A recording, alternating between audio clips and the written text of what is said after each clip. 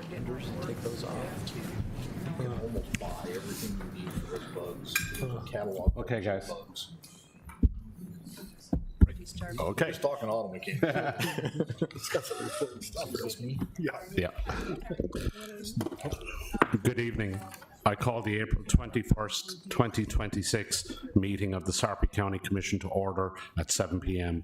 Ms. Timby, would you please call the roll? Ackley, Here. Vernock, Here. Mattia, Van Wielden, Here. Whitfield, Here. Huddleston, Here. Dembinski. Here. Weiss. Yep. Huck. We have a quorum. I invite you now to join me in reciting the Pledge of Allegiance. I pledge allegiance to the flag of the United States of America and to the republic for which it stands, one nation, under God, indivisible, with liberty and justice for all.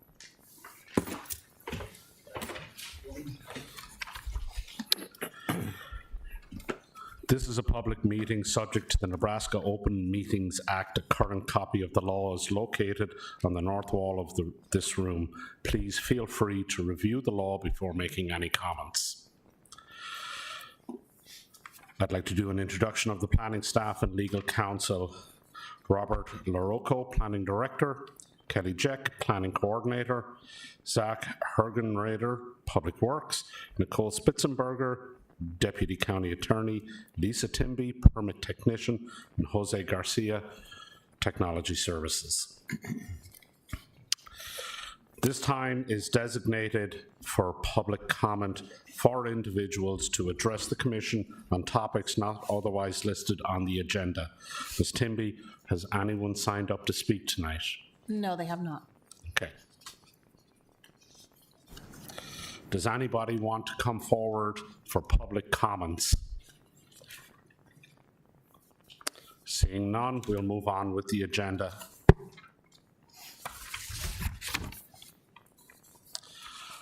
Okay, minutes approval. The first order of business is to approve or edit the minutes from the prior meeting. At this time, I entertain a motion to approve the meeting minutes of March 17th, 2026.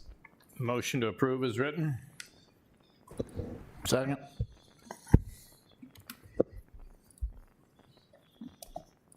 Please vote.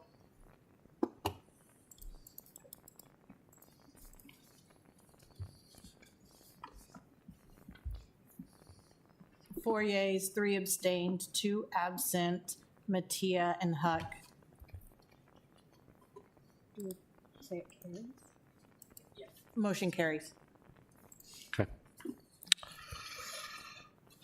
Let's move on to the public hearing portion of the meeting. Each agenda item will adhere to the following format as detailed in the Sarpy County Planning Commission bylaws. The planning staff will introduce and briefly explain the agenda item. The applicant or the applicant's representative will be given 5 minutes to provide information about the project to the Commission.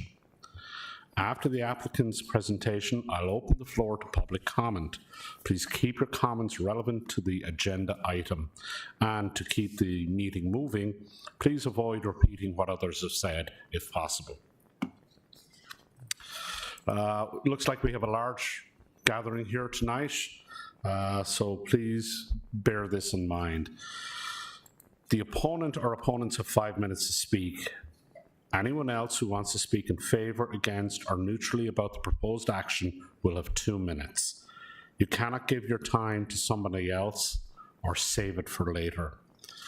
Once all parties that wish to speak have done so, I'll close the public comment portion of the agenda item.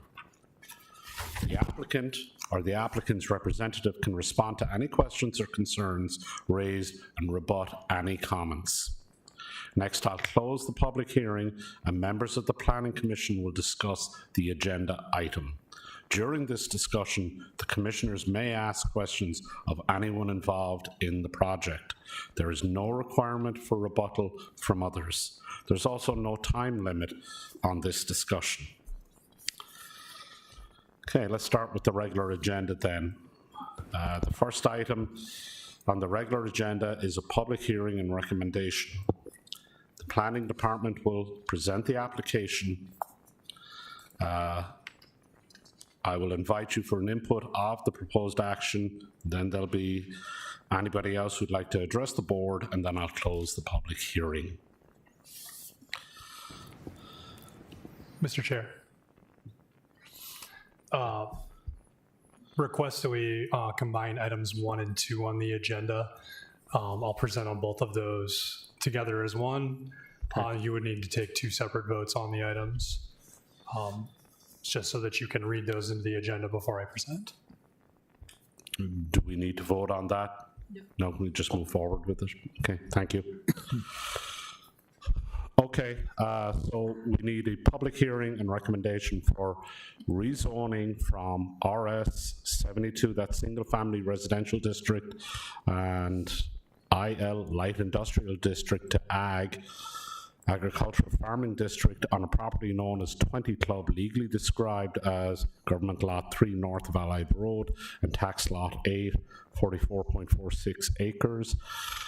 And Point Government Lot 3 south of Allied Road, exclusive point for NRD 22.98 acres, all in Section 26, Township 13 North, Range 13 east of the 6th Post Meridian, generally located at 8th Street and Allied Road. The applicant is 20 Club. Combining this will be a special use permit in agricultural farming district for a commercial, recreational and camping area on a property known as 20 Club, legally described as Government Lot 3 north of the Allied Road and Tax Lot 8, 44.46 acres. And Point Government Lot 3 south of Allied Road, exclusive point for NRD 22.98, all in Section 26, Township 13 North, Range 13 east of the 6th Post Meridian, generally located at 8th Street and Allied Road. Applicant is 20 Club. Okay, got through that. Thank you, Mr. Chair. As you noted, this is a request for a rezoning and special use permit to allow a commercial recreation area for property known as the 20 Club. Take a look at the vicinity map we was provided above. The property actually consists of 2 separate parcels. The northern parcel has a longtime location of the 20 Club, which consists of approximately 4 cabins and property owners that are centered around a small lake on the site. There's a long-time existing commercial use. There's also, we'll move to the site plan here. And this version of the site plan, north is this direction here, okay?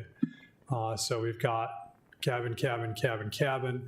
We've got a couple of existing commercial structures that are operating as a landscaping company today. The landscaping company is not changing as a part of this request. It's not considered a part of the request. It's not part of the commercial recreation area use. And that use there on the site for the landscaping company is going to remain as legally non-conforming. Any change in use or expansion of the business or changes to the existing structures would not be permitted as a part of this. Southern parcel, I'll move back to this. The southern parcel is currently undeveloped. It's located entirely within the floodway. There are no uses being proposed there, no changes to what's existing there today, which is primarily tree canopy and river basin. So a little history here. One of these cabins on the site was severely damaged as a part of the 2019 flood. That would be this cabin here, owned by the Nevia family. The applicant would like to reconstruct the cabin on the site, but the underlying zoning would allow for single-family residences only and wouldn't allow for a commercial recreation area that has a number of different cabins on it.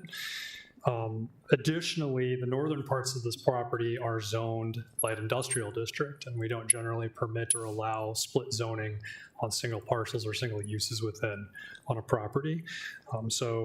In working with the property owner and working with the cabin owner on the site, we were looking for one of the things that we needed to do is clean up the zoning to get it under one zoning district. And we want to assist the property owner in being able to rebuild their cabin. In doing that, we determined that a rezoning to AG or agricultural district would allow the site to kind of revert to a clean slate kind of state. Commercial recreation area would be a special use in the AG district, would get everything under one zoning district, and would allow the original existing 20 club members to continue to utilize their property the way they are today.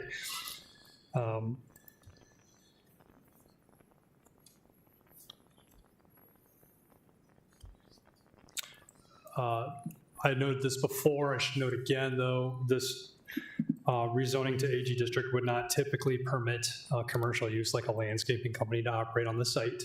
However, since that applicant or that user is not considered a part of this application, and there are no changes that are being proposed to their use today, we consider that legally non-conforming today.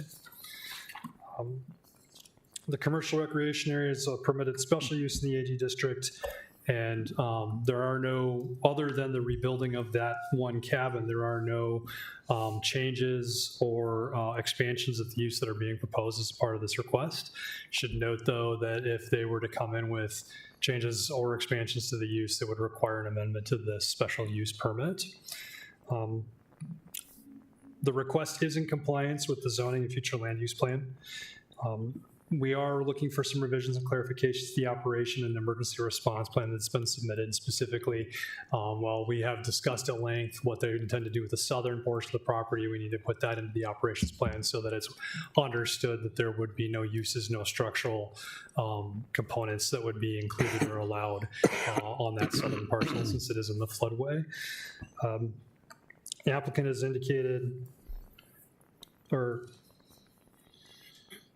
the applicant has indicated, I'm sorry, difficulty reading today. The applicant has indicated that that southern parcel is to be used for, as an amenity for the existing 20 club owners. They typically use it for, hiking, walking their dogs, just open space that they have access to. There's no changes being proposed as a part of that. So all uses would need to comply with the AG zoning. Should point out here that the site and location of the cabins is not actually located within the AE flood zone today. Obviously, it took substantial damage during the 2019 floods, and the applicant is well aware of that. We would strongly recommend, although we cannot require, that any rebuilding of the structure, any substantial improvements that would happen to any of the other structures on the site would comply with floodplain regulations. We're recommending that today. We also do anticipate that at the time that new maps for the Platte River come out, those floodplain maps would indicate that these properties or this portion of the site is located within the AE flood zone.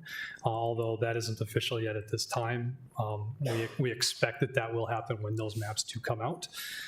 So we'll continue to work with the property owner. As I said, we strongly recommend that they elevate the structure to a minimum of 1 foot above the base flood elevation for this area, in anticipation that someday that those properties would be located within the floodplain. With that, staff recommends approval of the rezoning and approval of the special use permit with the 5 conditions noted in the recommendation report. Staff is available for questions at this time.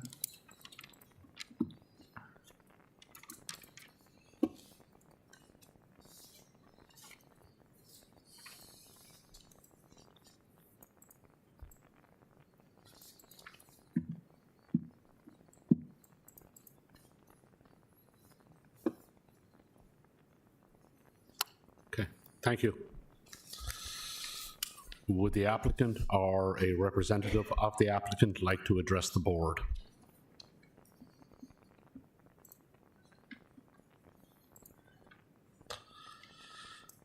Okay, I'll open the public hearing for this item. Is there anybody who'd like to address the board on this issue?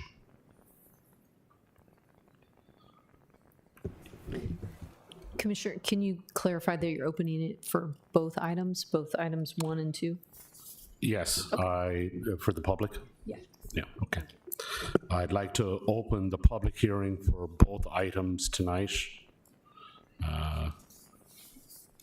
Is there anyone who'd like to address either issue?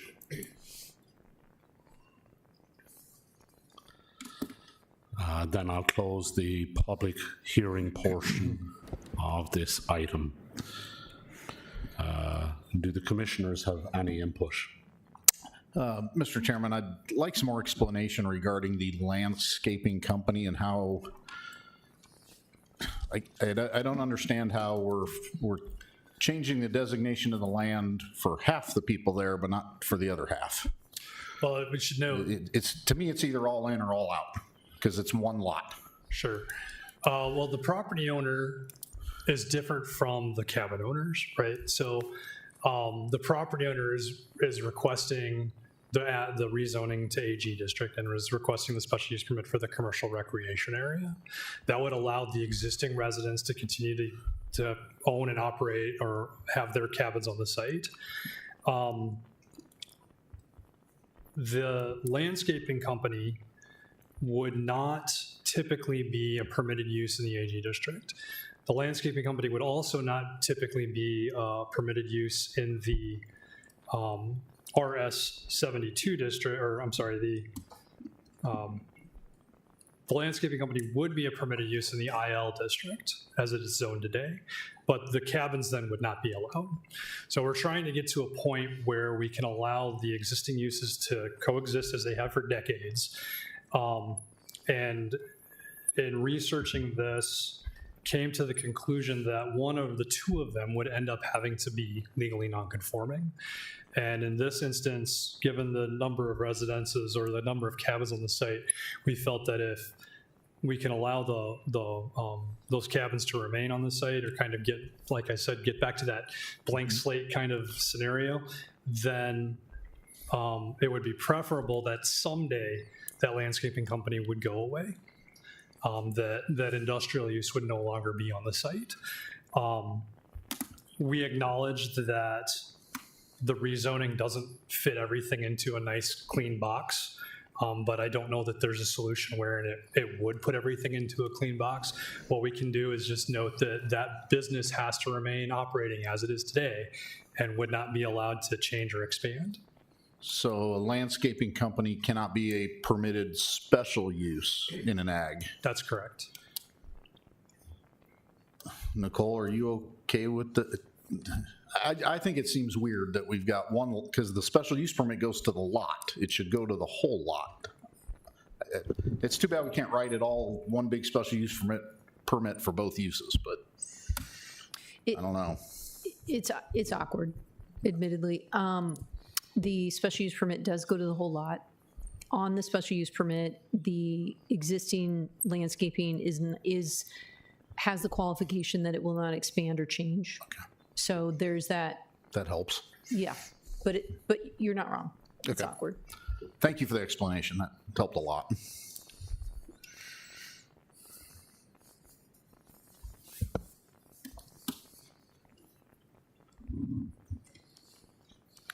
Is there any other input from the commissioners?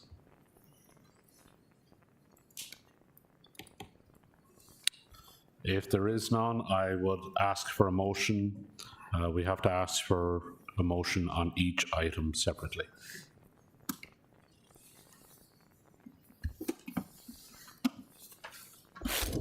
I'll motion for approval of the rezoning from IE Light Industrial District and RS 72 Single Family Residential District of 7,200 square foot to AG Agricultural Farming District, subject to the comments and attachments of the recommendation report and request is in conformance with Sarpy County Comprehensive Plan and future land use map. Second. Please vote.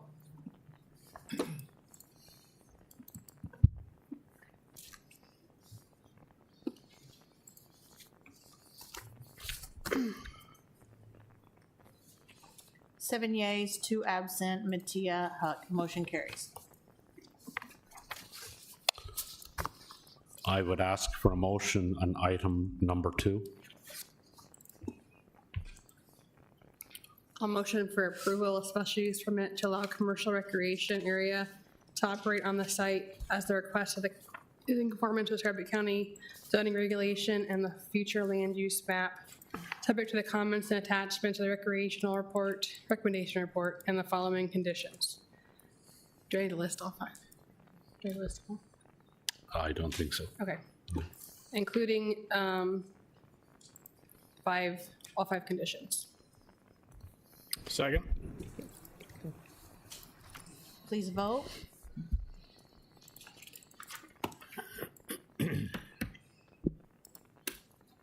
Seven yeas, 2 absent, Matia Huck. Motion carries. Mr. Chair. With your permission, I'd also like to combine items number 3 and 4 for presentation this evening. Again, you would need to read them in separately and vote on them separately. Thank you. Item number 3, a comprehensive plan amendment to change the future land use map 12, from low to medium density residential to residential estates, and to change the growth management zones map 13, from urban reserve zone to rural development zone on parcels generally located southeast of Platteview Road on South 63rd Street as related to the proposed subdivision Riverview Estates addition. The applicant is KDS Partners LLC, care of Mitch Scanlon. Item number 4 is rezoning from AG, Agricultural Farming District, to RE2 Residential Estates 2 District, and a preliminary plat of subdivision to be known as lots 1 through 31 and outlots A through C, Riverview Estates Addition, and being a replat of tract of land located on sections 19, 25, and 30, Township 13 North, Range 12 East, and 13 East of the 6th Post Meridian, Sarpy County, Nebraska, generally located southeast of South 63rd Street and Platteview Road. The applicant is KSD Partners LLC, care of Mitch Scanlon.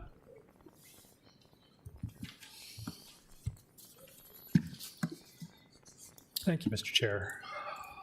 All right, so we've got, bring up the vicinity map, we'll start there.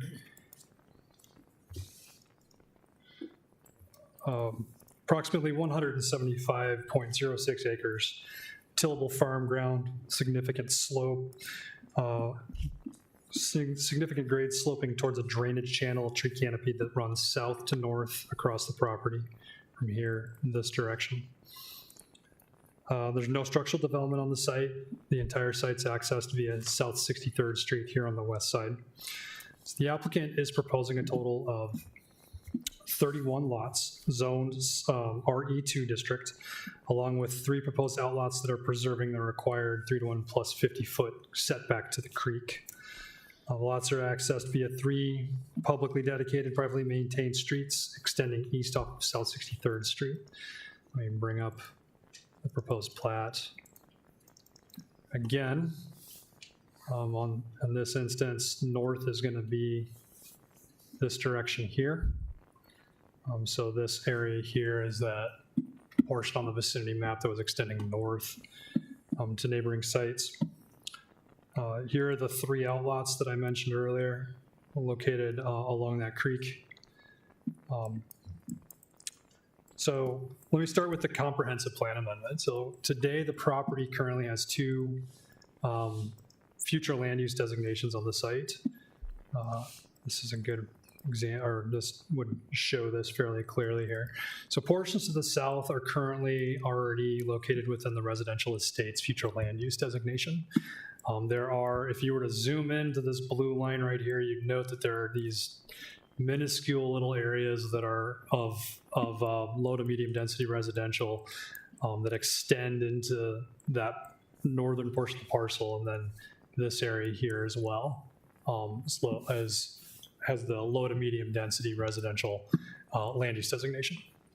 So the first part of the comprehensive plan amendment would to bring the entire entirety of the development into the residential estates land use designation. For your knowledge and information, generally the residential estates land use designation is going to be for lower densities, places where public utilities are not expected to be extended in any medium or long-term future. It's going to be for larger estate lots, whereas low to medium density residential is going to be for smaller, more suburban style development, smaller lots with public utilities. So in this instance, it makes a lot of sense to just square that land use designation off on the parcel lines and get all of that into the residential estates. The proposed zoning district of RE2 is an acceptable zoning district for that residential estates zoning land use designation. So the proposed zoning would, with the approval of the comprehensive plan amendment, the proposed zoning would comply entirely with the entire site. The second part of the comprehensive plan amendment that's being requested is for a change in the growth management zones.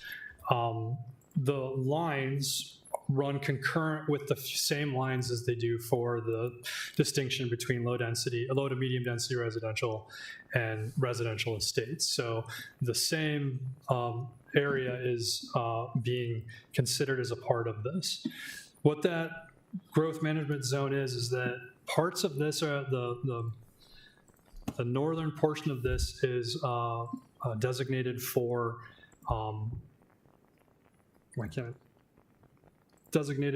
urban reserve development. The rest of the area is designated for rural development zone.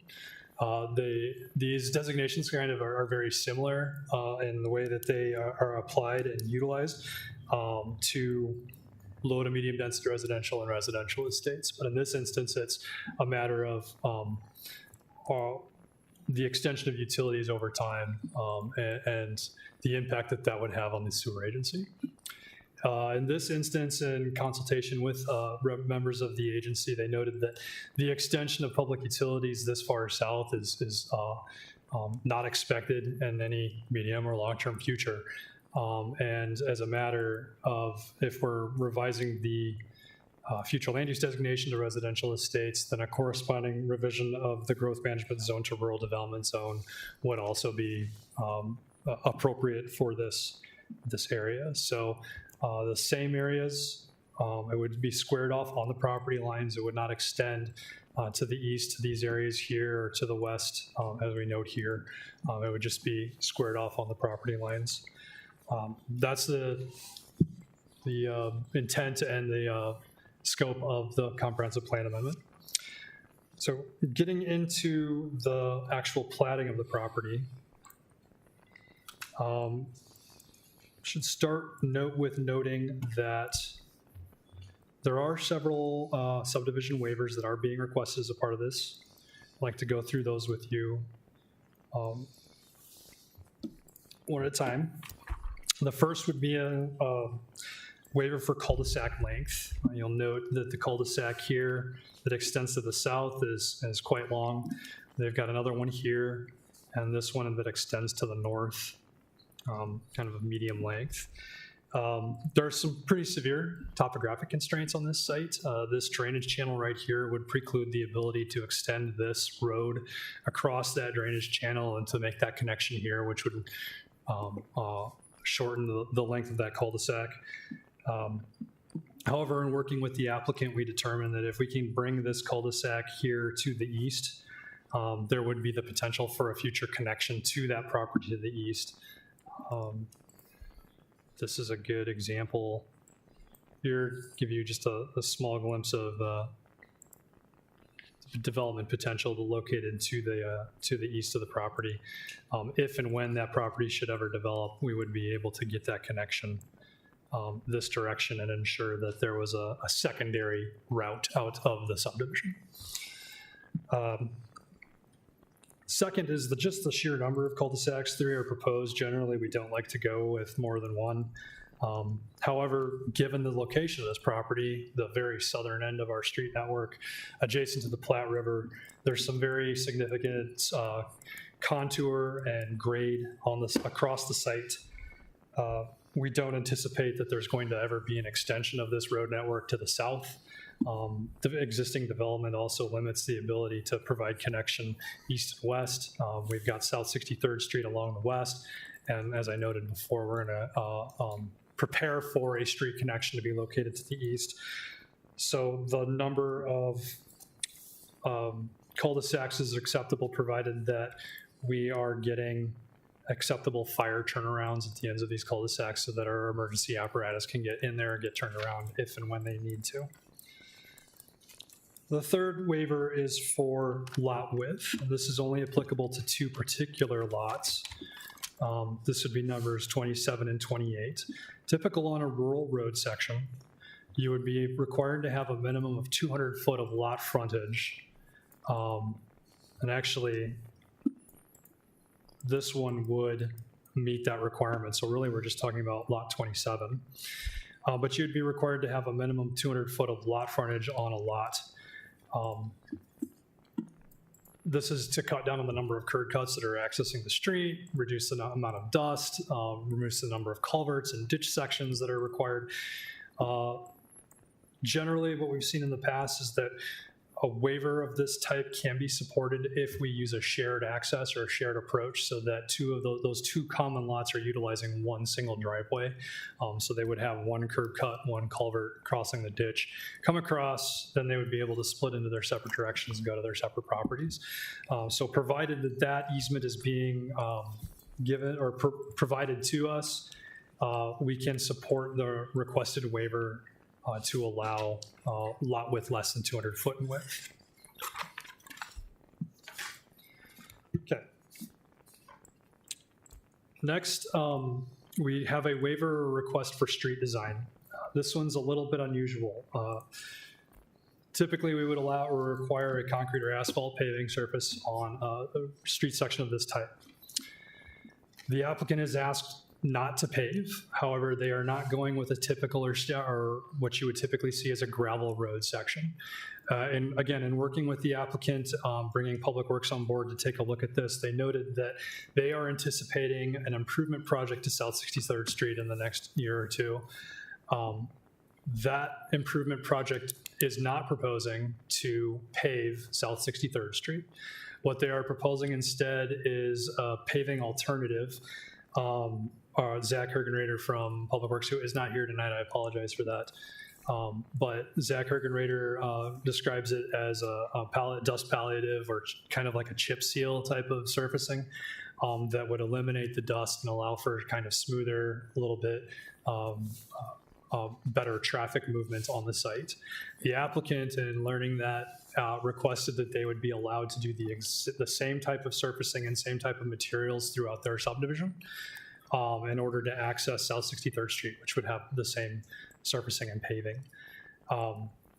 And making that request, Public Works noted that they had no opposition to that. They were okay with it, and they would continue to coordinate with the applicant in what the design and those materials would look like as they go through that process.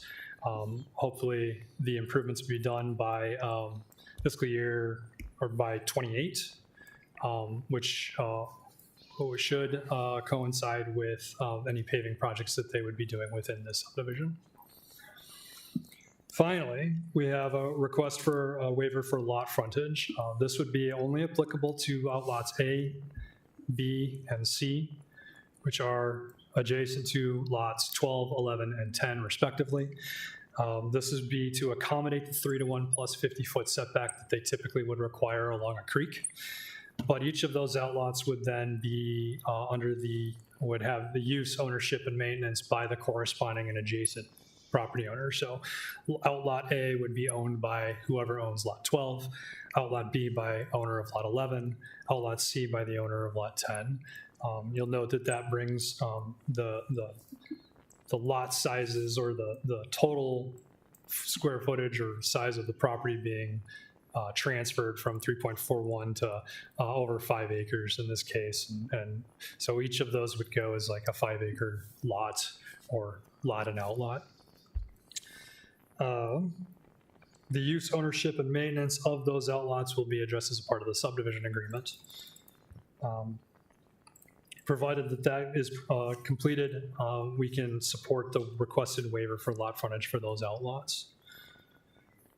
A couple of other things to note. There was an environmentally sensitive area that was identified as a part of this plat. Generally extends south to north through the site, that area there in pink. However, the applicant submitted an evaluation noting that some of this environmentally sensitive area is artificially created.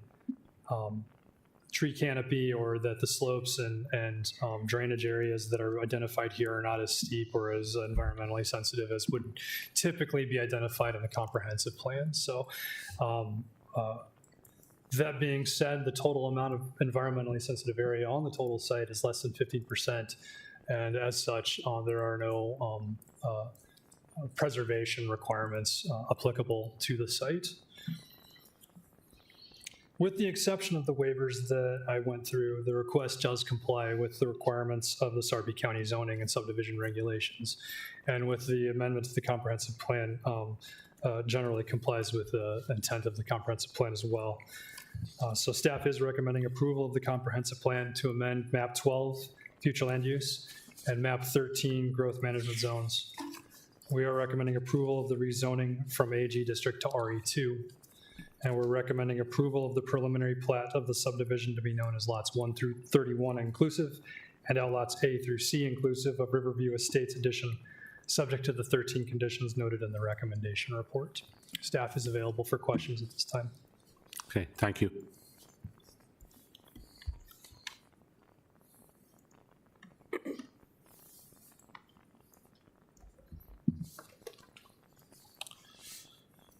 Would the applicant or a representative of the applicant like to address the board? Thank you, Mr. Chairman. My name is Travis Jaycott. I'm an attorney for the applicants. We appreciate the opportunity to speak for the Planning Commission. I just wanted to add a couple of brief points to what Robert had brought up. Sir, can you give us an address? Oh, yeah, sure. 5313 Heartland Drive. Thank you. In Papillion, yep. And just a couple of additional points. On 63rd Street going south there are a couple entities that have been in existence for a few decades. The Girl Scouts are down there, and there's also the Sarpy County Sheriff's Office uses land down on the far south end, south of where this development will be, as a shooting range for training. And the applicants have been working with the Sheriff's Department to make sure that that use continues. And as always, we appreciate the efforts of staff and individuals with the county that have helped move this project along. 31 acreage homes, which is perfect for this area and the future use that was designated by the Planning Commission previously. And the applicants are here to answer any questions. We also have our engineer present. So if the commission has any other questions, we'd be happy to answer those. Thank you for your time. Travis, could I have you sign in? Oh, sure. That way we have a record. Thank you.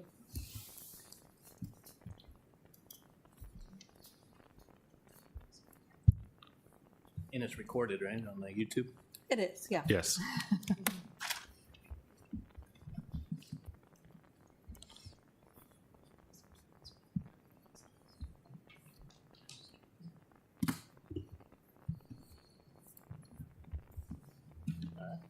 Thank you. At this juncture, I will now open the public hearing on this item. I invite you to give your input on the proposed action.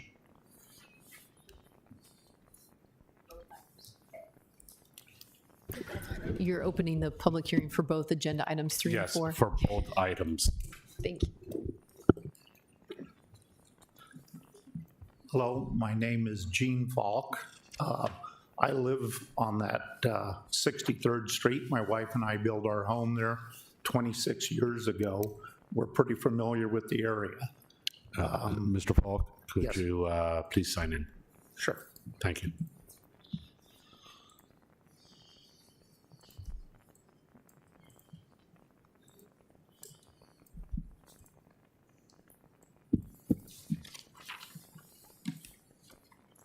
And we, like I said, we've lived out there for 26 years. We built our home, and we've had issues over the years, and I'm going to bring it up right now, with road maintenance is probably our number one issue. I have no problem with people building homes, building acreages, doing their thing. We did the same thing. But the county has not kept up with the road maintenance on that. We have repeatedly complained over the years, as many of my neighbors have, the horrible road conditions. The traffic has probably quadrupled in the last 5 or 6 years. As they said, the police shoot down there, lots of unmarked cars going there, delivery trucks now constantly going down. Girl Scouts were going at the camp, back and forth, back and forth. I asked one time for the county to put out a traffic counter. They had it out there for 1 day. There's absolutely no way you could determine that. That was years ago. But when it rains, the road is a disaster. Mud, they have to bring out gravel to get people through. One day after it rains, then they come out and blade the road, and then it's a dust ball. Most of the time, we can't even open up our windows. But my concern is, if they build these homes down there, another thing is the water level. I don't know if they've done any testing or checking on the water table down there, but water is a terrible problem for people out there. We have a very low volume well. We had to drill multiple times to find water, as many other people out there have also. My concern is, if those places are built up, they're going to be nice places, probably have horses or whatever. They're going to use a lot of water. Well, there's only so much water down there, and it's a very hard place to get water because of the limestone shelf. And it's just a real concern. But fire, the utilities, if there's a fire down there and they saw that, those are going to be complicated streets to get around. Fire has always been a worry for us because there's no fire hydrants anywhere close, nowhere. Any kind of a fire has to be brought in with tanker trucks. But that's a real concern, and that's farther yet. And we're a mile south, and I've always been concerned with fire. But my real concerns on that is just a little more checking on that. Figure out the road issues, though. It's going to be construction vehicles at every one of those places. The traffic is outrageous now. A dead-end road in Sarpy County, probably one of the busiest roads in the county. It's just amazing to me, and everybody that comes out there says exactly the same thing. I wish there'd be a little bit more study on that, and the county taking the bull by the horns and do the road first. The other issue is additional people getting out on the highway out of Platteview Road there in the mornings, with the truck traffic now increased, who knows how many fold, but it's really hard to get out on Platteview Road going either west or east. And if you add these homes, figure there's going to be at least 2 more cars per household, and then the additional delivery trucks, all the additional people working, the construction people. It's going to take a long time. It's a dangerous thing, and there's been a lot of accidents on that intersection already over the years. But I have several concerns with that, and I just wanted to make my point on that. Thank you very much. Thank you.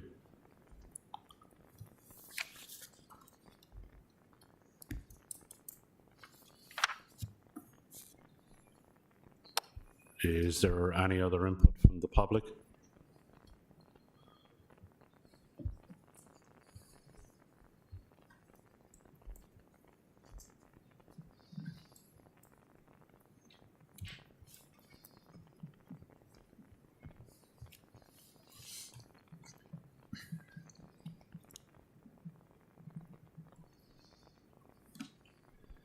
Good afternoon. My name's Adam Svensson. I own the land south of the Girl Scout camp and south of this property down along the river. Our concerns down there are the road. We're not sure who exactly owns the road. We've had an easement. The property we have has been in our family for 85 years.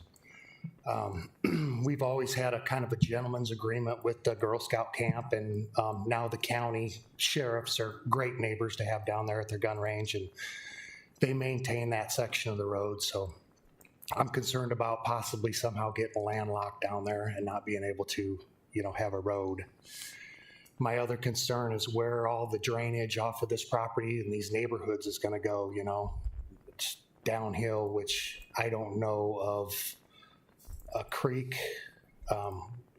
We own all the way to the MUD. Our property borders MUD, and then the Girl Scout camp's on the other side. So I don't know if they would be running a culvert to the river or how that would drain. I would like to hear details on that. Those are our big concerns. Thank you for hearing me. Thank you.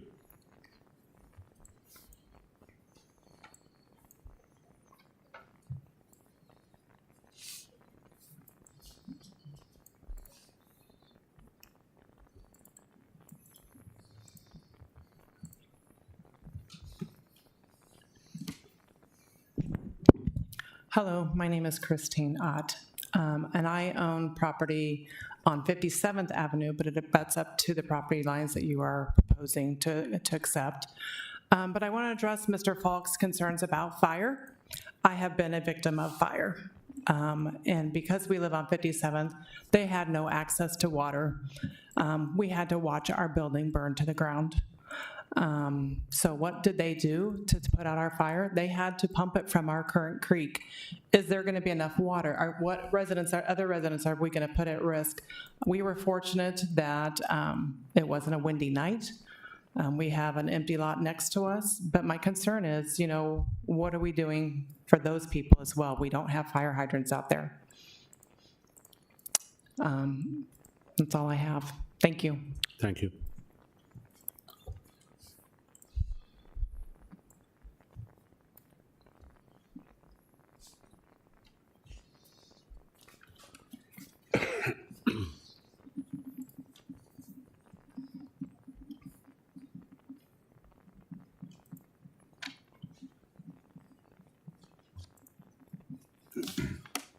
Hi, my name's Brad Negretti. I live backed up to properties 2 and 3, or 1 and 2. I live at 16055 South 63rd Street. As we're here, we're looking at number 3. We're looking at that proposed change to the comprehensive plan. We know that it's going to provide, or it's going to change quite a few things. And we also know, I've worked with architects, engineers, and my wife's actually an architect as well, that the comprehensive plan takes time, money that you all spent, SARP spent out of our tax dollars. And we know changing that's going to be quite a big change. It was set that way for a reason. We looked at this, the plan was done the way it was, and we also look at that for the long-term rate of the land and the area around us. We know this proposed zoning change would further require amendments. It's been that long-range plan, and the goal of it is the change that's being asked does not serve the greater public good. It really just serves a developer. And the other thing about that is we're setting a precedence where there's a lot more land around there that is going to be possibly coming up for sale. And by changing the zoning here is also setting that precedence for changing that zoning elsewhere. And so we're looking at this not only at the land here, but beyond us, because we have a number of other homes that surround this area. The other thing, we've talked about it, the road, I'm more worried about the safety of it. We moved in here a decade ago. We used to be able to ride our horses up and down that road.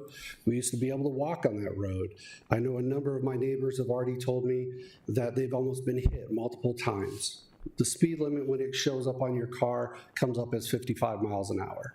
There's no way somebody should be driving because there's so many hills. There's a lot of safety issues there. Having gravel or even a proposed thing, the asphalt chips or whatever, still is not going to help with the safety and the management of that road. You start adding 200 to 300% more cars on that road as well.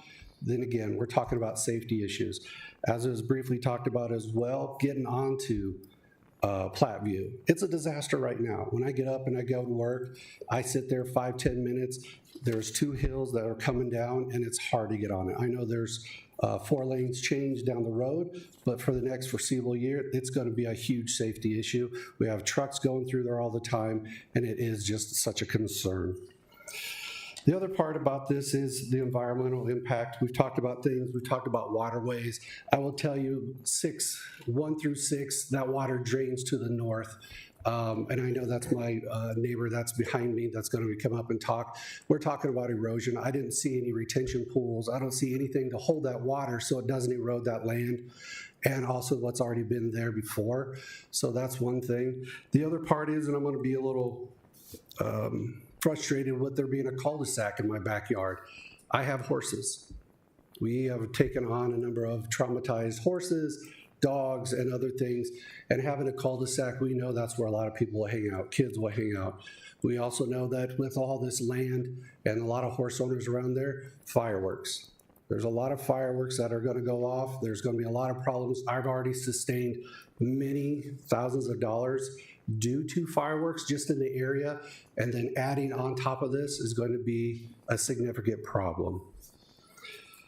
And again, the other thing is when we moved back here from Texas over 10 years ago, we looked at this area specifically because it was rural. A lot of the lots on 63rd are much larger than what's proposed here. Breaking up that one angle of lots 1 through 4 is very difficult, and it's very frustrating to see that piece go and become 4 lots of houses.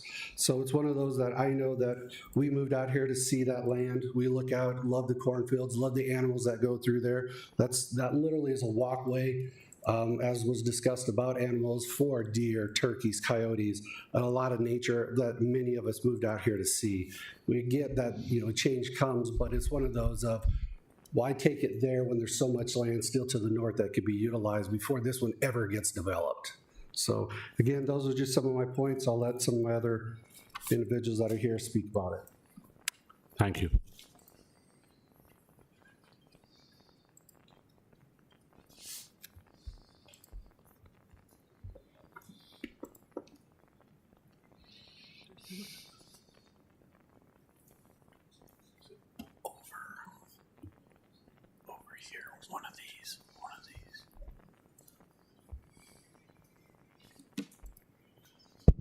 My name is Rich Wendell. I live at 16031 South 63rd Street. My property is just to the north of Lot 1. Some similar concerns that everybody else has expressed, and I'll just highlight those briefly and then get into one that hasn't been discussed. Well, water is an issue, so water and fire, the infrastructure in the road, the traffic, the safety, the dust clouds that are created. Sometimes you can't see cars in front of you, cars can't see people. Quality of life is difficult for some. With the dust, you can't even be outside with your kids or that type of thing on 63rd Street. I'm fortunate I live a little bit further east of there, so I don't have those concerns, but some of the neighbors I've talked to have. The water drainage that Brad mentioned, the water does run to the north in sections. One of my concerns is what will happen with lots 1, 2, 3, and 4 if there's runoff onto my property, washes out my drive, or creates issues there. Specifically about the zoning and the changes there with the sewer agency, I'm opposed to that. Why? My property borders Lot 1. I did not get an exception to not pay a fee to the sewer agency when I built my property. In fact, I own 2 parcels, and the sewer agency has restricted my economic opportunity on my second parcel, combining those 2 to allow me to build 1 home. Why is it fair to one citizen to have economic opportunity removed, but for somebody else, granted, they won't have to pay a sewer agency fee if the districting is rezoned? On those 3 properties, I think from the documents, it said there's 13.85 acres that fall into the sewer agency jurisdiction. There's 1 of 2 ways you can develop that. If you're under 3 acres, you pay a per acre or pay your lot fee of $6,300, I believe the number is for this year. If it's above 20 acres, you pay $6,300. If you develop anything else in between that, it's $31,000 an acre. That's $440,000 to the sewer agency. That would be a benefit to the applicant that I did not receive. My neighbor to the east who built a home, roughly 15% of his property falls into the sewer agency jurisdiction. He was charged a fee to build his property as well. Are we gonna get refunds if this is granted to the applicant? That's a question I have. My neighbor has it as well. So those are my concerns, specific to me and some of the residents being treated differently than the applicant, and then some of those safety concerns, water issues, et cetera. Thank you.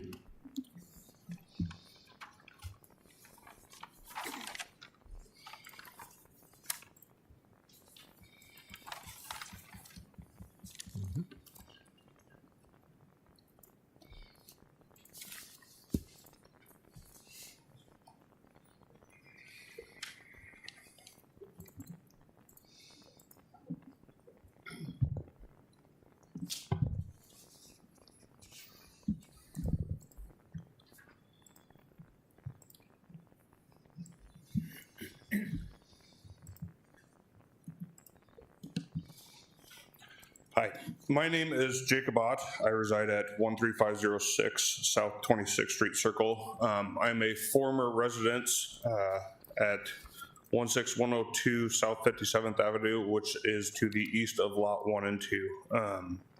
As my mother had stated earlier, Christine Ott, fire was a reality for us. We had a whole building burned down. It took, I think, 5 different agencies throughout the community, including Offutt, Gretna, Springfield, Papillion, and Bellevue, to put out this fire. The only way that could be done was through a large tank at the bottom of our hill, pumped into a container, and fed up through grass trucks. So where is the water coming from for all these other 31 residents if they were to suffer a fire? And if it's on a windy night, there is lots of trees there. My other concern is what are the intentions of the remaining property to the south, specifically the activities at 17401 South 63rd Street, which the attorneys of the applicants have stated is used by the Sarpy County Sheriff's Department as a shooting range. This is approximately 450 feet from Lot 14, and is down, the whole residential estates proposed is downrange of this shooting range.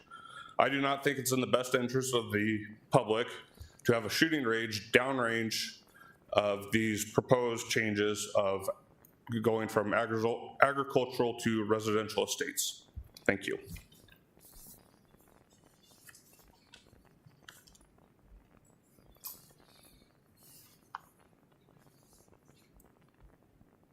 Is there anyone else who would like to address the board? Yes.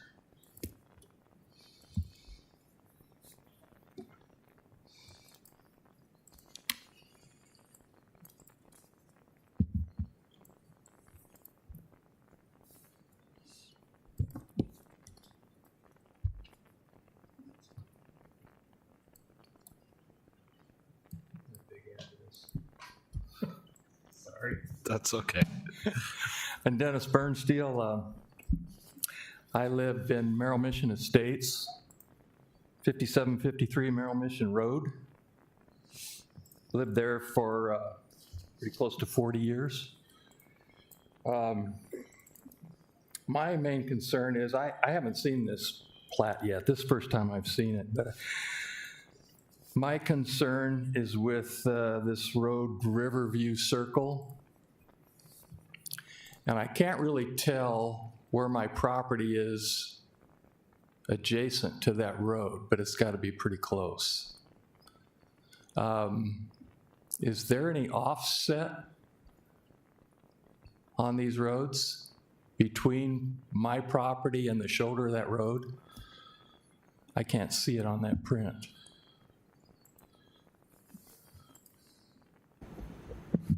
I'm concerned about that. That's my one concern. And then they said they're not going to be hard surface, so that'll be gravel. So I'm certain there's going to be quite a bit of dust rolling off that road. Not necessarily from the people that live there, but delivery trucks. So we have a hard time in our addition. We have a 15-mile-an-hour speed limit on our SID, and I don't know a delivery truck that doesn't go under 35 miles an hour. So that road next to my property with gravel on it, I'm concerned about it. Thank you. Thank you.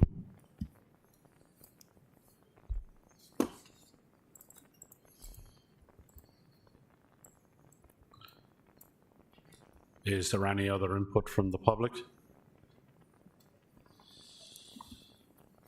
Okay, then I will close the public hearing portion.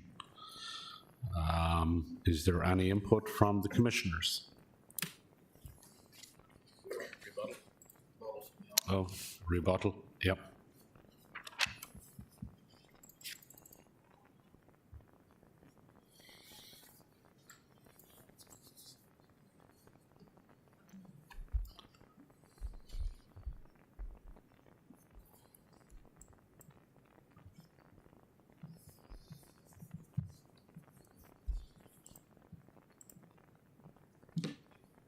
Morgan Colm with the development team. I just wanted to say, I mean, we've been working with this with the county for a while. We actually started this back last June. We wanted to take our time, make sure we got this right for us and for the area. With the zoning that we are proposing, we could have gone a lot denser, but we wanted to, just like everyone's concerned about, we didn't want to have that. We wanted to preserve the area. We've done our due diligence. I know one guy mentioned he's worried about the sheriff shooting down there. We've had multiple meetings with them.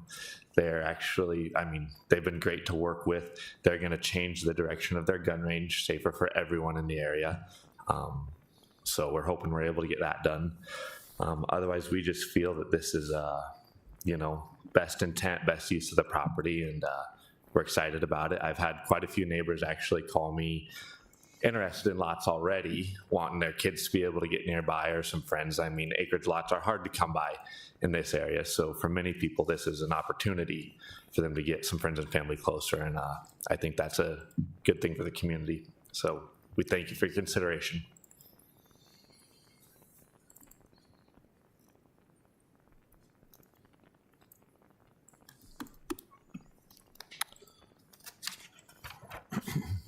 Okay, is there any input from the commissioners? Question for staff.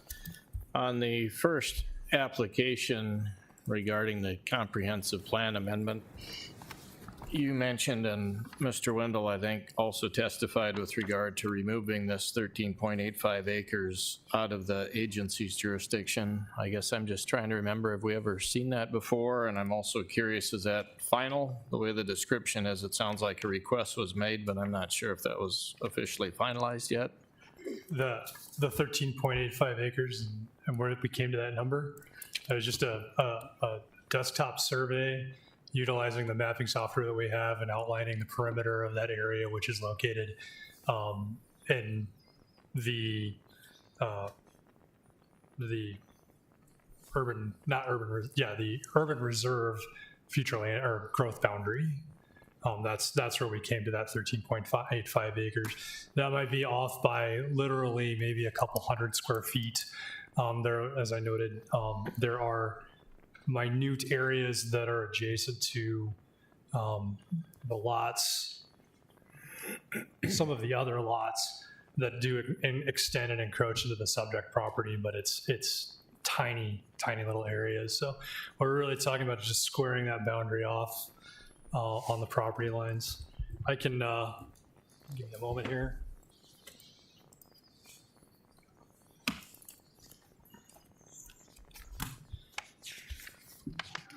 Okay. Yes, the 13.85 acres. Let's come to here. We'll zoom in as best we can here.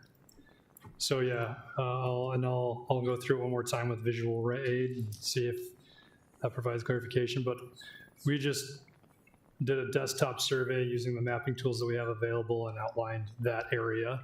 That would be this darker color here. That's 13.85 acres, give or take. If you were to be able to zoom in really zoom in here, and you can actually kind of see it. There is a tiny little bit of area that extends into the subject property here and right there.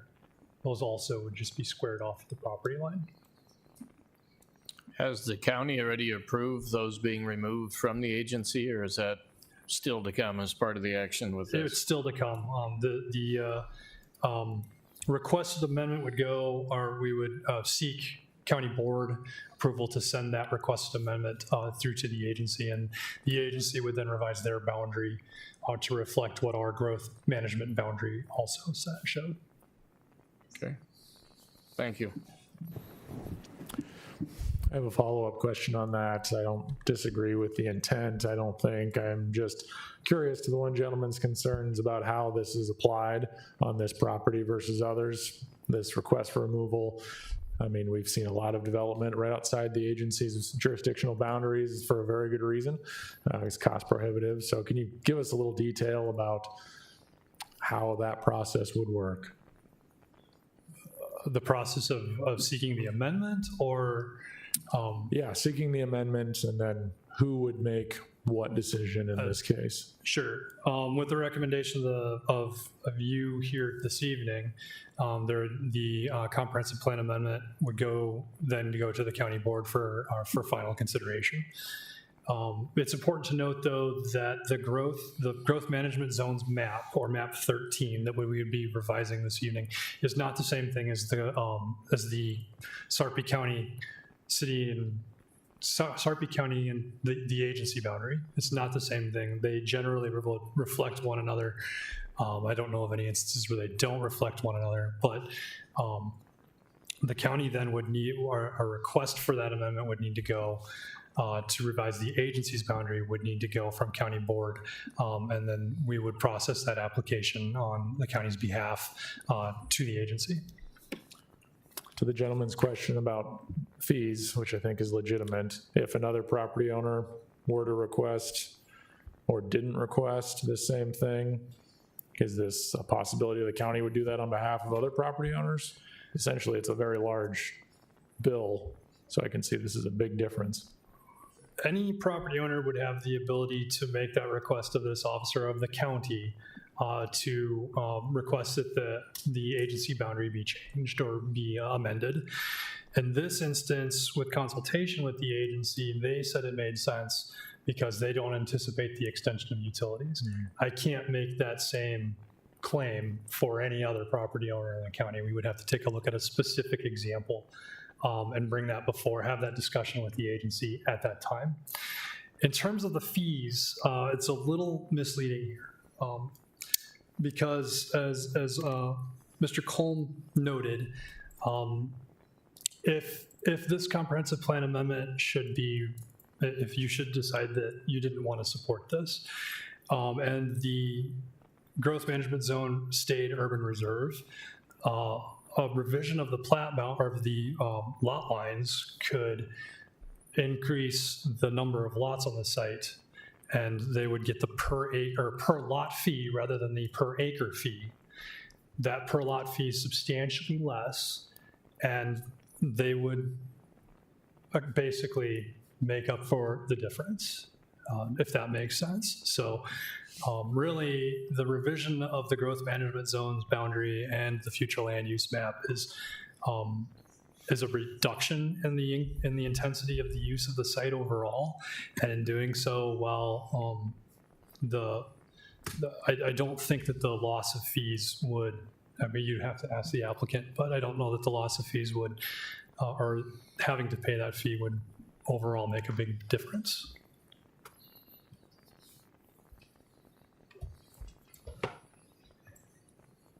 Thank you for that. That's helpful clarification for those in the audience that have a slightly different situation.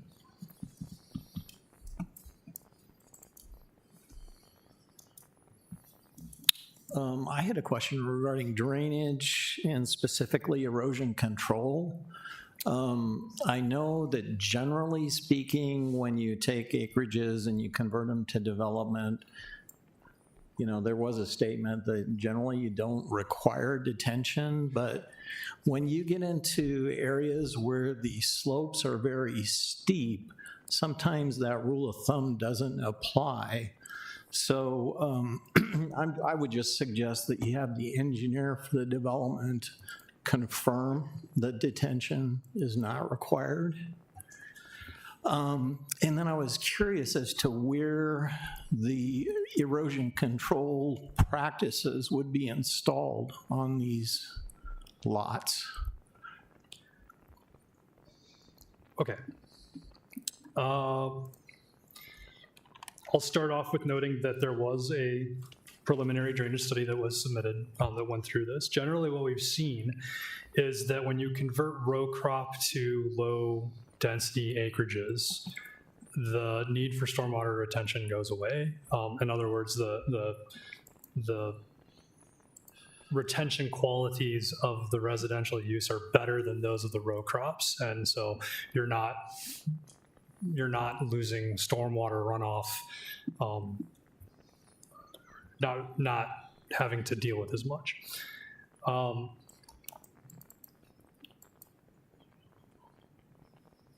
I'm sorry, well, there was another part to your question. Yeah, the other one was related to erosion control, that you would have a requirement placed on the development for erosion control. That's It's my understanding there are steep slopes going into an existing drainage way.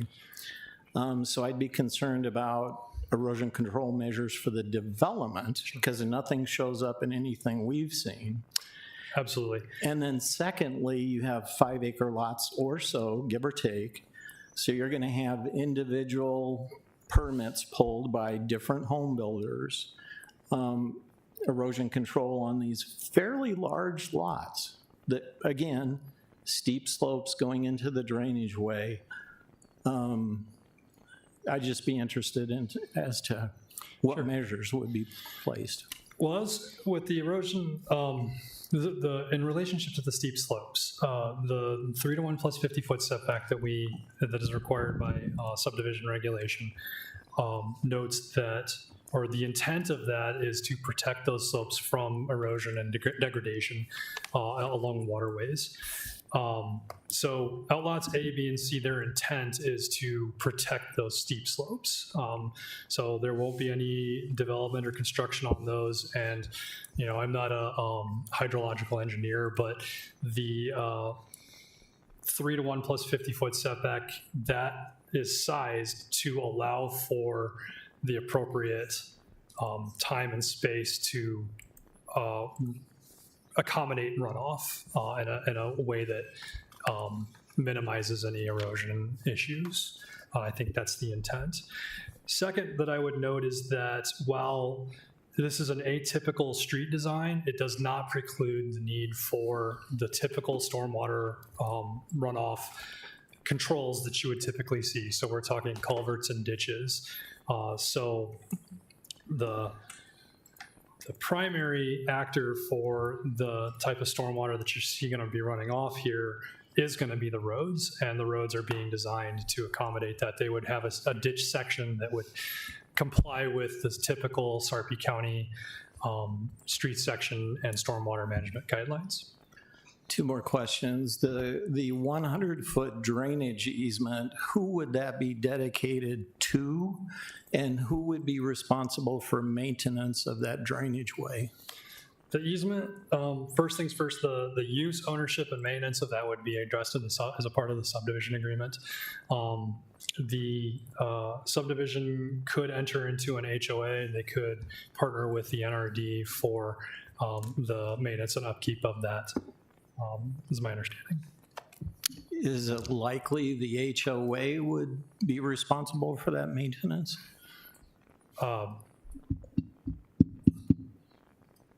I would say that is likely, yes. And then on outlots A, B, and C, I understand those will be owned, if I can use that word, by the adjacent lots to the east. Will the owners of those lots be capable of maintaining the ditch that runs through those outlots? or even be able to access the outlots. Correct.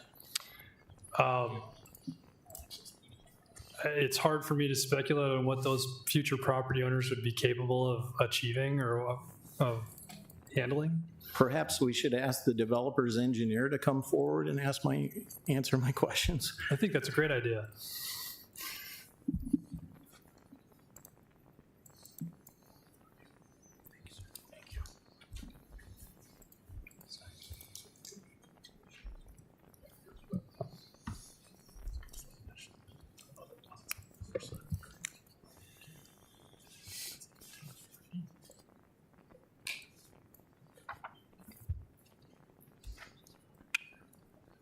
Justin Insinger Engineering, civil engineer on the project.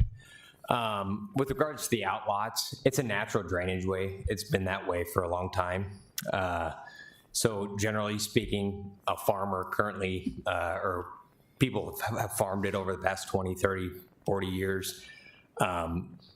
It's not a maintenance really area. It's a natural standing area with trees and whatnot. So generally speaking, it's not something that's going to be needed to be maintained regularly, if that makes sense. I mean, anybody in this area that lives in Sarpy County has trees in their backyard because there's adjacent drainage ways and adjacent tree lines, and they are, kind of responsible for what's on their property. But again, this is a natural drainage way. It's not. It's been there for a long time and hasn't been, it's not like a man-made drainage way that needs to be typically maintenance like a typical channel. Can you explain how the development will handle erosion control? Yeah, so with developments, if you disturb over an acre of land, you have to comply with the state regulations. NDWEE requires a construction stormwater permit, which makes you comply with erosion and stormwater controls to prevent sediment and erosion of the site. So those measures will be met in the final design plans. In the prelim plat, they're not. It's not something that's typically submitted with the prelim plat. So with the final plans, there will be a sediment and erosion control plan, and that will go along with this full development. Another thing to add with the drainage, the drainage areas typically stay the same. So like lots 1 through 4, it's 21 acres existing draining to the north. 21 acres proposed draining to north. You're going from row crop, which has dirt in between the rows, typically drains much faster. We look at it from an engineering standpoint in curve numbers. It's got a much higher curve number, which means the velocity of water runs off faster than if you have turf or grass or stuff like that. So typically acreages actually will reduce the amount of runoff going to the north. So it should be better for the properties to the north. I don't know if that... Follow-up question about the ravine. Your comments make sense if you can access this from both sides of the ravine. But with the way this is set up, looks like a 5 to 10 foot ditch and then an outlot that's owned by the lot on the opposite side. So you're not proposing any access to that. It'd be through lot 27 or 28 to be able to physically get to it.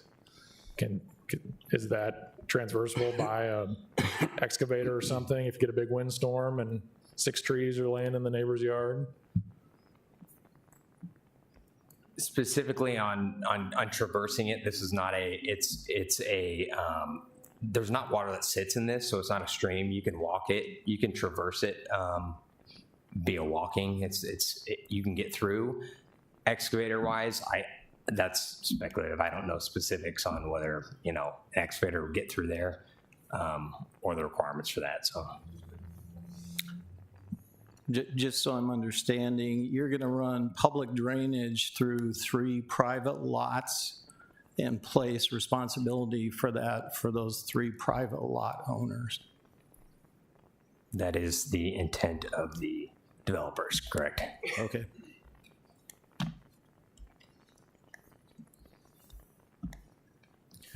That just seems like a bad long-term plan. Right. To several of us. I would agree. Sitting up here, whether it can be done by another means like an easement or something that can be maintained.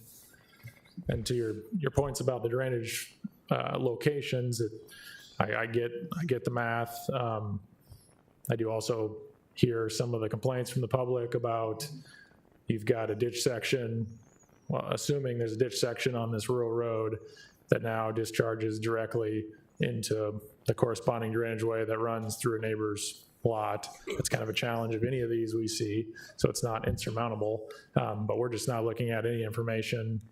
I mean, let's take the north 4 lots that discharge, looks like across the private drive onto the property to the north. You've got a cul-de-sac that would back drain to that point, that then would have some sort of channel or pipe or something that takes the water to the neighbor's property. Specifically has on the that. actual design been progressed beyond what we're seeing right here? Specifically on that, there is, let me see if I can click through here quick. I don't know if I can, they don't. So there is more included in, and I don't see it in the packet, but there is kind of a proposed grading plan. In that proposed grading plan, there's actually, the drainage way sits away from that cul-de-sac. It's about mid-lot on lot 1 through 4. It's hard to see in this. But that cul-de-sac would actually, the drainage would come off those because there's a drainage way kind of midway in that lot. So most of the drainage would actually flow through the grass areas before going north. There wouldn't be a channelized drainage like you're talking about in that specific scenario. I think the only most of the channelized drainage would run along the roadways, which would be running east-west and get into the main channel. So you're not looking at really affecting anything different than what was existing today from a flow perspective. Except when it gets to the outlots that we talked about, right? Mm-hmm. Any other questions for me? No. I have a couple road connectivity questions for the county. If anyone else is done with this topic.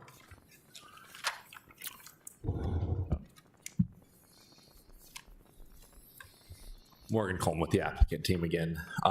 To your concern with the outlot and kind of the maintenance, if we want to call it of it, you mentioned maybe putting in an easement, if that would work better. We had actually proposed that originally as an easement, and we met with the county and NRD on that, and they actually pushed back and said this works better as an outlot. It restricts any fences from going on it that would stop the flow of water. It makes your setbacks further away from it on your property line versus just an easement. Your setback is still inside of that easement. So with those things, we actually, through the county and NRD, do feel like this is a safer plan. I mean, you're talking, can a neighbor get, an excavator through lots 27 and 28? I mean, these neighbors are gonna, or with them being adjoined with the lot, if there's maintenance on it, they have access to it. I mean, I don't know why anyone else really needs access to that to maintain it, I guess. My line of questioning was related to the private ownership. You can fairly commonly find outlots that are owned by SIDs or homeowners associations, which would then in turn put the maintenance obligation on a group entity versus an individual lot owner. So that is, if I were to vote against this measure, that would be the reason I would vote against it. And we can work through that. So, I mean, with this being the prelim plat, we're happy to work through that in a subdivision agreement as to if these, which we hope stay privately owned, how the HOA can enforce the maintenance on those outlots, I think would be how we would look at it. So.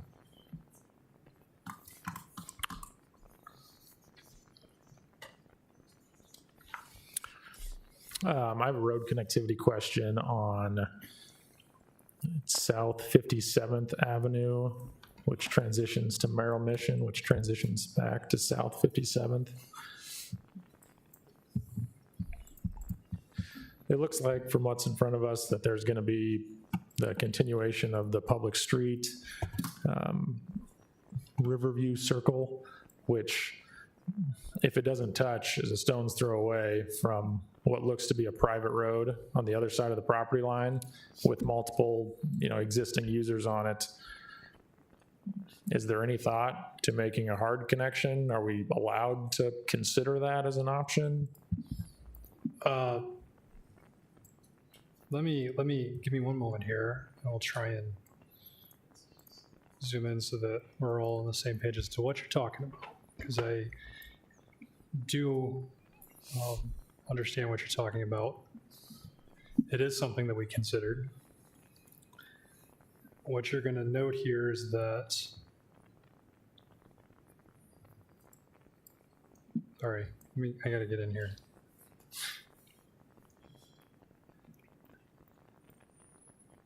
You're talking about this road as it extends south and west. A clearer map image would show you that those aren't really a road. They're more of a driveway, especially at this point, this far south and west. So we felt that, and as you noted, it's a private street. So trying to make that connection across a driveway, putting traffic onto a private residential driveway, we didn't feel comfortable with that request or requirement. And actually connecting to a public street, it's a property or two at least away from the property boundary on the east. So while we do want to see a street connection, we didn't feel that that street connection was appropriate at this time. Is it, there's like 6 residential lots on it that are individually addressed. Is there a designation of a driveway versus a road? Is there an easement that exists? I assume there's some sort of shared maintenance responsibility. That was not clear as a part of our review of this. We didn't to look to see if there was an easement or who had exclusive rights to it. It may be that nobody does, that it's, lost in the history of the area. But again, we felt that rather than pursue that option, we just didn't feel like it would be appropriate to be pushing traffic through a private driveway. But do we know it's a driveway? I mean, if you take a look at it, it looks like a driveway. It's functioning as a driveway. I'll be honest, I don't know that there's some easement in place that gives unrestricted free access through that. But the way it's functioning and operating, we didn't want to put the obligation of improvements on a property owner that may not want them. The Sims does not show right of way through there. It does not. Yeah. So it's not public right of way, at least. It's a little ways away. I mean, you got to go through some properties to get to it.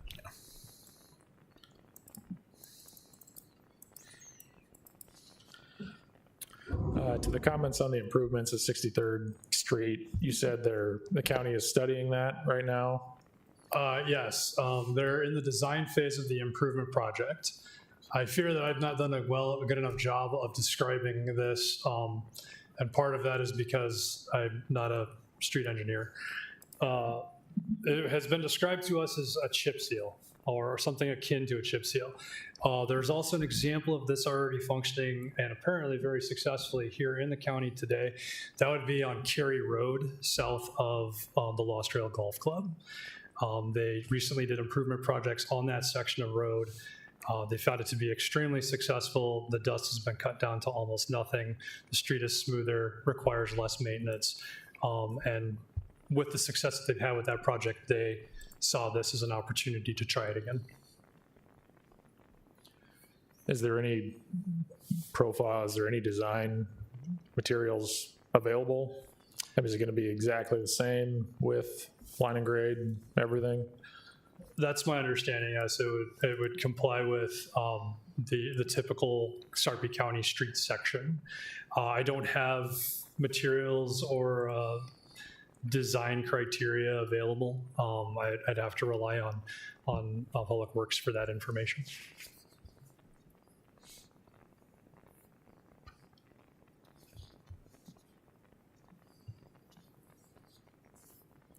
Mr. Lorwick, will refresh my memory, is that chip seal required on all the roads throughout the development or just on South 63rd? It would be throughout the development. Okay.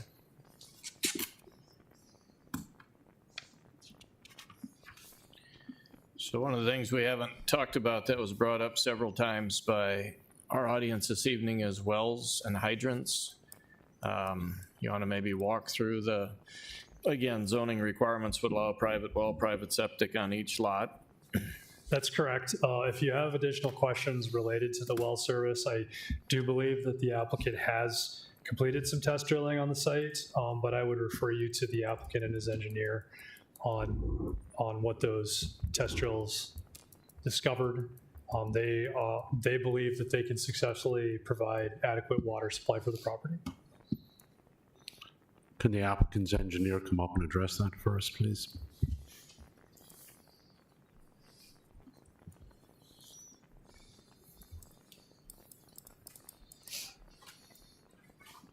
Morgan Colm, not the engineer, but I have kind of been in charge of our water, and home builder, so I work with a well driller quite often. And that was actually one of our delays when we met with the county last June. We were a little unknown with all the crops that were in place. We wanted to wait until last fall. We could get to more of these deeper places in the back by Merrill Mission. So we did a lot more extensive drilling last fall. And like Robert said, we feel confident in our ability to provide water to every lot. And I mean, we know we can't sell a lot without water. So we will continue to do more research on that as we go, but we feel confident at this point in our ability.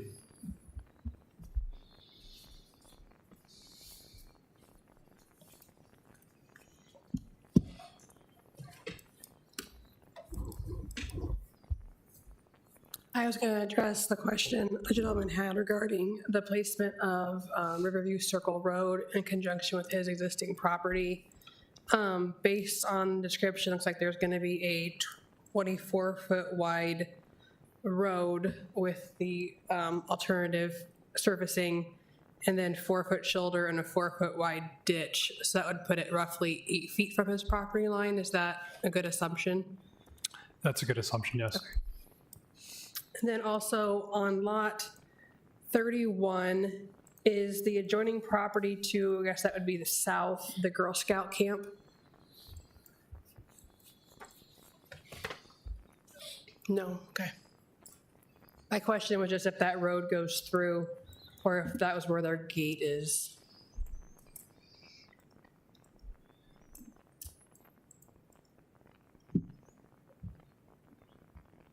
You're testing my memory a little bit, but I think the Girl Scout camp is right down at the end of 63rd Street there.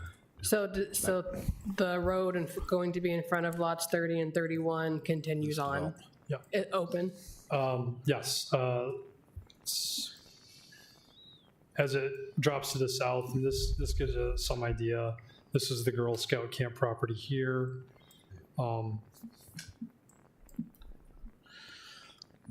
That drawing is a little... That's correct. I'm noticing that now myself. Yeah. Let's try. They're not platting the entire property that they own. They are not platting the entire property. I had to jump on the Sims website because I'm like, this doesn't look right. That's trying to figure out what parcels they were platting and what parcels they weren't. Okay. They have a section of the property, the southern portions of the property. Initial conversations with them included everything as far south as they could go, through just refining of the plan, what they wanted to be able to provide, what they were capable of providing. They excluded southernmost portions of the site right here. Okay. So there are significant acres that have been parceled off and excluded from the plat. It's a parcel greater than 20 acres. So the dedicated street right-of-way here extends essentially to where the street ends now today. It's important, I think, to note that this subdivision and plat does not change any of the access that exists today south of this point, and so if access to the road exists today, this plat doesn't remove it. Okay. And the street that's there is being dedicated as right of way. as much as it is today. Do the proposed lot lines on the south end of this preliminary plat match the existing parcel lines or the existing lot lines? No, they do not. So don't they have to show the other property as some kind of a remnant?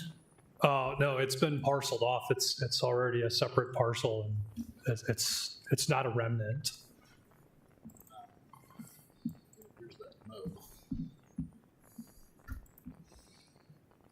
So they do match. Oh, you're correct. I'm sorry, Commissioner. Okay. Yeah, I got it. Yeah, my brain sees it the way before the parcel lines were placed in. But yes, the parcel lines are in now, so they do match, yes. Okay. I have a question regarding just in looking at it simply, does the right-of-way for 63rd end at Whitney today? No, it extends to the south. So that is public right-of-way today?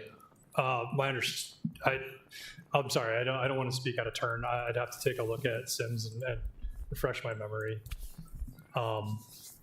Because this doesn't show a dedication for public right-of-way. That was a question I had as well. Okay, I misunderstood. That's okay. Apologies. And the reason I'm asking, we had a chunk of property further north come in front of us that was doing something a little different. And I thought it was stated at that time that 63rd ended at Whitney when we had that property a year or two ago. So I think there's some legitimate questions as to ownership of what we're calling public right-of-way around 29, 30, and 31. As a part of this plat, that is right-of-way is being dedicated. Okay.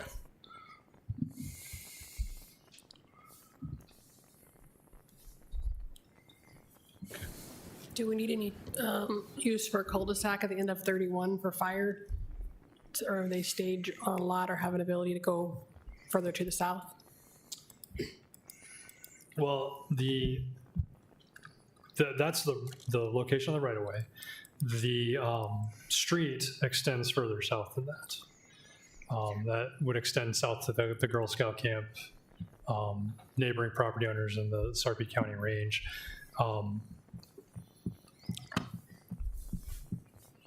I believe that there would be adequate space and availability to turn around there.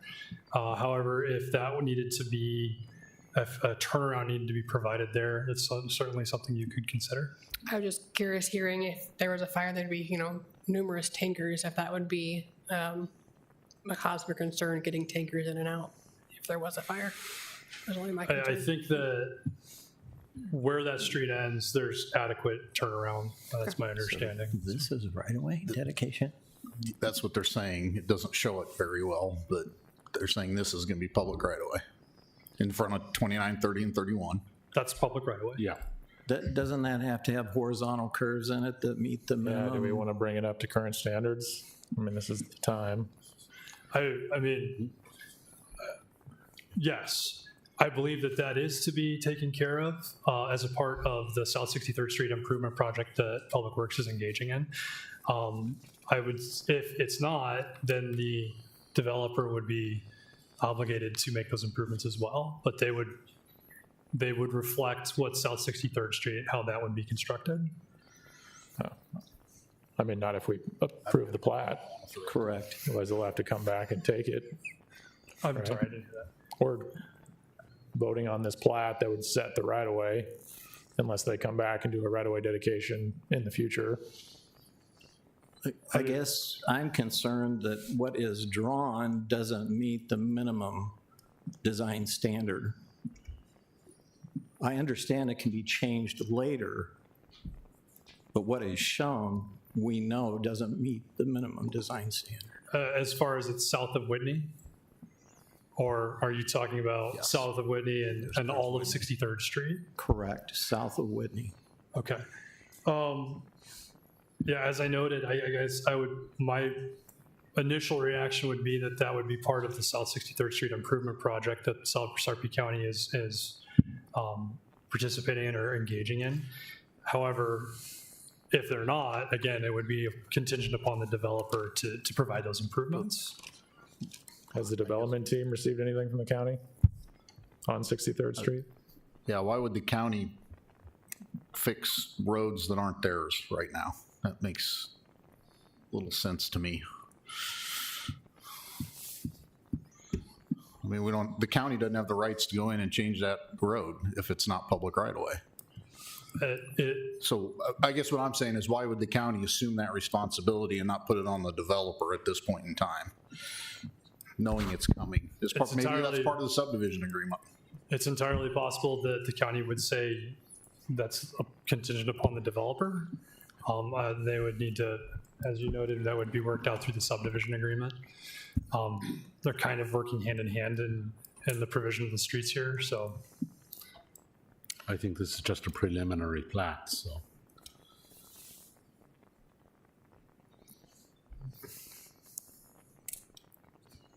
Yep. I do want to go back to the outlots if we're done beating that right away up. Did you get everything you wanted? I'm good. So probably going to ask the engineer to come up because I got a question on the outlots A, B, and C again. Since it's kind of hard to tell on the pictures we've been given, is outlot A, B, and C, does it cover the entirety of what is now that treed area that's owned by lots 10, 11, and 12? And my question is, if that's the case, why not run each property line to the center of the ditch and make 6 outlots instead of 3?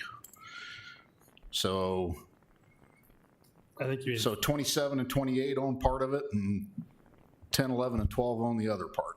I guess it'd be 5 outlots. Yeah, I see what you're saying. Should screw up the 5 acres. Or, Yeah, they're saying this. I think it'd be cleaner. But Probably screws up the 5 acre minimum if they do it to the center. yeah. well, And is the 5 acre minimum per lot, or is it based on the average over the whole development? We've had that argument for years. first we should note that the underlying zoning that they're requesting does not require a minimum 5 acres. That's what they wanted to achieve. Yeah. Second, I would say, let's take a look at this drainage easement here. The reason that they put this drainage easement in is because those areas do not meet the requirements for that 3-to-1 plus 50-foot setback that has to be protected in an outlot. However, this does a good job of kind of showing you where the center of that drainage is. And in doing so, you note that outlots A, B, and C are already kind of centered on where that drainage channel is at. So I don't know that providing a drainage channel or providing outlots on 27 and 28, not necessary to protect the drainage channel. That's already protected in A, B, and C. No. That meets the 3-to-1 plus 50-foot setback. I think you're missing, I'm saying make A, B, and C half the size they are. Give half to 27 and half to 10 and 11. So instead of 230 foot in the east-west direction, Okay, I got you. They're one, I mean, whatever. Well, would we have two owners then of the drainage? No, you run the line between them down the middle. So they both own to the middle. Guy on the east owns from the middle to the east. The That's guy what on I'm the west saying. owns from the middle to the west. There is no, I mean, there's no reason why that wouldn't be a. Just a thought. I think it cleans up the ownership of who has to deal with storm damage and getting there and all that. I guess. Mumbo jumbo. If the intent was to give half of that drainage or ownership of half of that west half of the drainage to the property owners at 27 and 28, I think that would work. I think the intent here is to give ownership of 100% of that drainage to 10, 11, and 12. And the other thing I would note is that, as the subdivision agreement's kind of really going to be the vehicle for ensuring the access, the use, ownership, and maintenance of those outlots and how they function within the subdivision. If it's determined that an You can't HOA would ensure access if you can't physically get a piece of equipment to it. Absolutely. So we can say that lot's responsible for 100% of whatever happens there, but if they can't do it, then what's the point? So I guess I'm just going to tell the board where I'm at. I think there's a lot to be cleaned up here. There's a lot of things we've discussed that I think I would be in favor of tabling this until some of these things can be hammered out, like the right-of-way along what becomes 63rd. You know, is this an easement, is an outlot? That's just kind of my high-level thoughts, if anybody. Yeah, the only thing I'll say is, isn't that the job of getting the final plot, is cleaning up that? Yeah. Yes and no. I mean, yes, it's a preliminary plat, we're floating a balloon, but there just seems to be a lot in the balloon at this point. Just my personal thought. On the outlots, I would say that having probably less ownership, the better sometimes, because if you have 3 groups controlling it, might be better than having 6 groups control it. Just from being on the outside and knowing how lot maintenance works, but that'd be my opinion on it. But I see what you're saying as far as sharing that makes total sense, but sometimes less is more when it comes to decision making. Can we note those items to be reviewed and made sure they get addressed in the final plot? The other problem here is it's not adjacent to any right-of-way, so it'd be really hard to obligate it to the HOA or something. You'd have to give them a separate flag lot or a dedicated access easement even to get back there. So I think it is a concern. I'm sympathetic. The general intent, I think I agree with. It's just there is a little bit of hair on this. Yeah, the existing easement, if you came through and gave it like an HOA or something access to all that, but potentially the existing easement.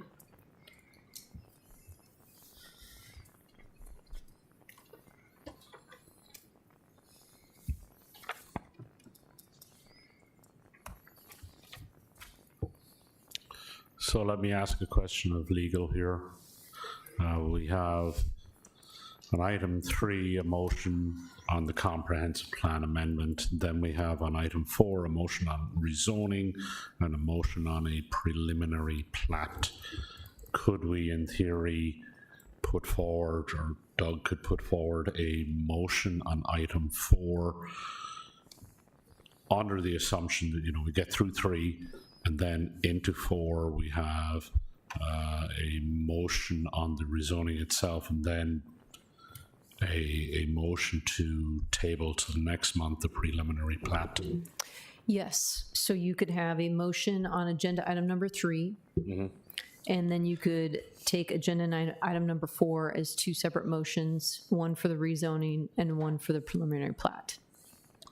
And yeah, you could table the preliminary plat. we could then table the preliminary plat and then come back next month, hopefully with your engineer, and address, to paraphrase here, the hair on the issue. Does that seem reasonable? And if, I would recommend if you're going to table the preliminary plat, you do it to the date specific, which I don't know the date of next month's meeting, but that way it's, you don't have to republish, so. May 19th. And I'm just one, don't. Well, so the fact that it came up, we do have to ask the question. We can shoot could, down yep. the table motion. Yep. And go on to the third item, which then would be the motion on the preliminary plat. Be nice if we had somebody here from Sarpy County Engineer for that discussion. That would have helped. Yeah.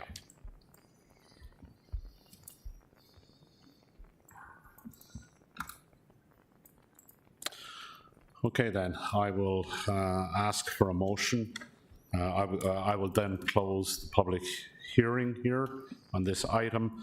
I'll ask on item number 3 a motion on the comprehensive plan amendment.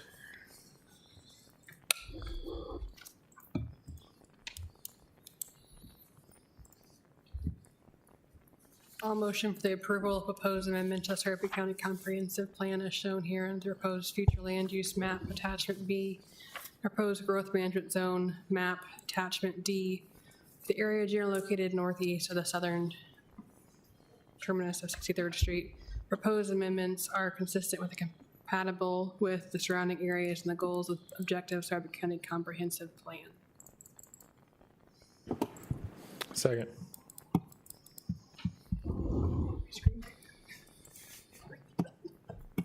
Please vote.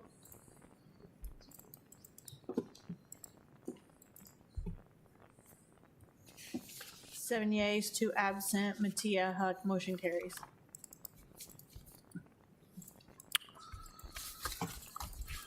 I would ask for a motion on item number 4, a motion on the rezoning.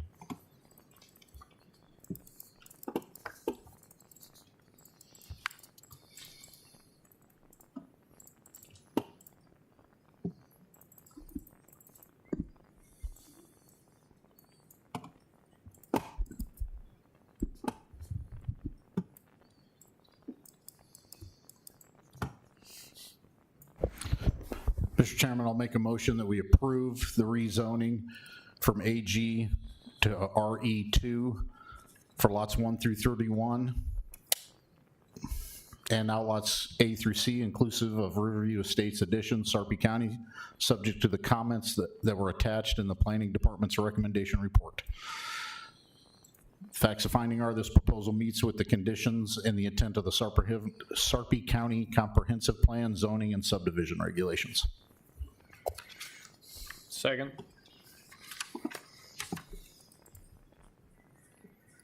Please vote.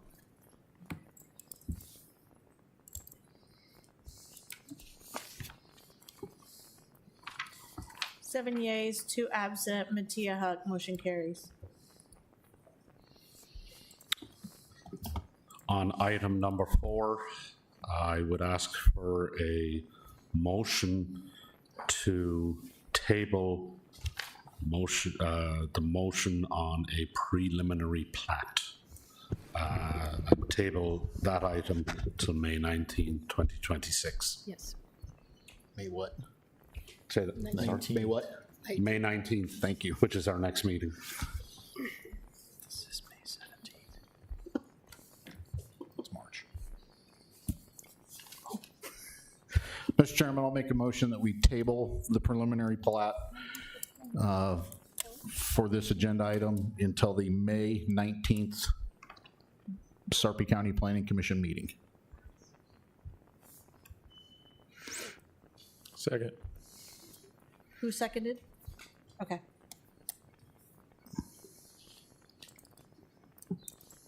Please vote.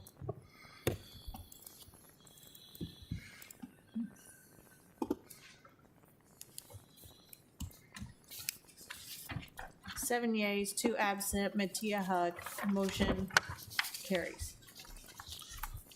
Based on that, we won't move forward with a motion on the preliminary plat. That was a preliminary plat. That was a motion. The motion on, yeah.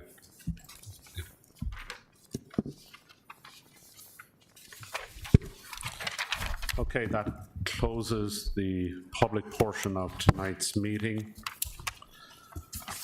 Up next is that annual event, the election of officers. I'll open the floor to discussion. Would our current officers like to continue serving? I'm happy and honored to continue serving. Ms. Dembinski? Same. Anybody else desire to run? We need to take these one at a time, Ms. Spitzenberger? It's tough vicious company. Sorry, what? We need to take these one at a time for officer positions. I believe so. Let me, Yeah.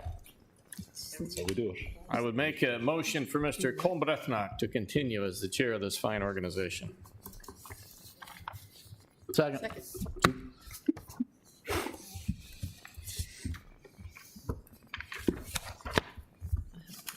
None. Hearing no other nominations. Huh? Yeah, we need to do a manual vote. Okay. Ackley was. Yes. Van Wielden, Yes.